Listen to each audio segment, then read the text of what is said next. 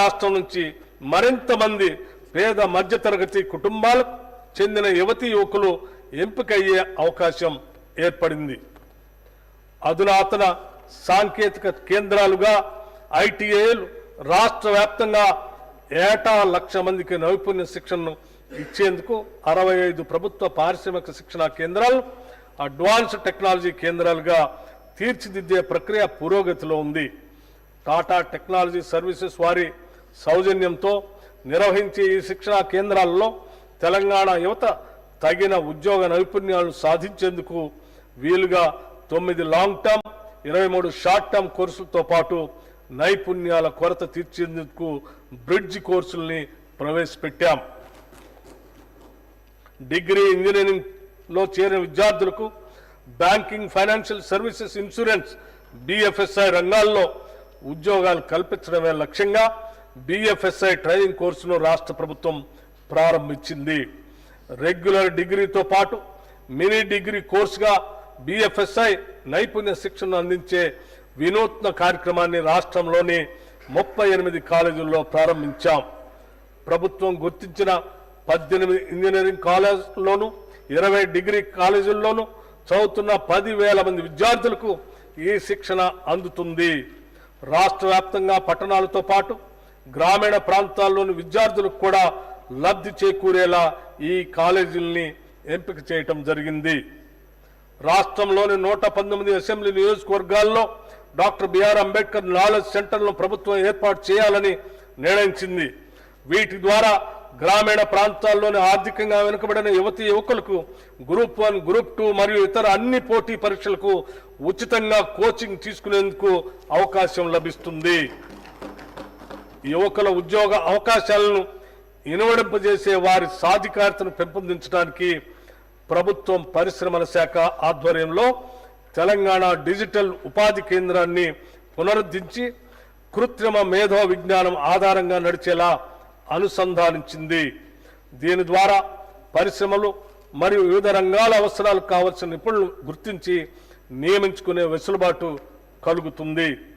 ఈ బడ్జెట్లో కార్మిక మరియు ఉపాధి కల్పన శాఖకు 900 కోట్ల రూపాయలు ప్రతిపాదిస్తున్నాం. గ్రామ స్వరాజ్యమే దేశ స్వరాజ్యం.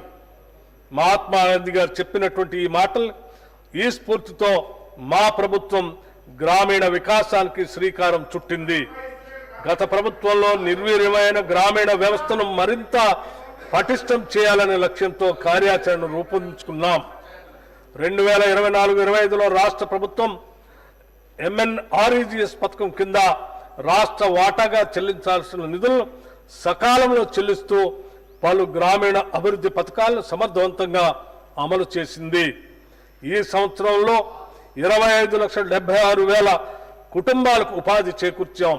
గ్రామీణ అభివృద్ధిలో భాగంగా 781 కోట్ల వ్యయంతో 26,055 సాంప్రదాయ నీటి వనరుల్ని పునరుద్ధరించాం.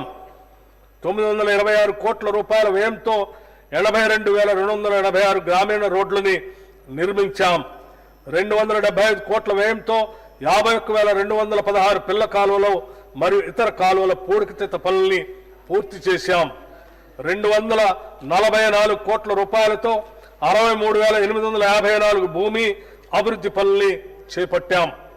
అలాగే 16,310 జల పరిరక్షణ పనులకి 155 కోట్ల రూపాయలు ఖర్చు చేయటం జరిగింది.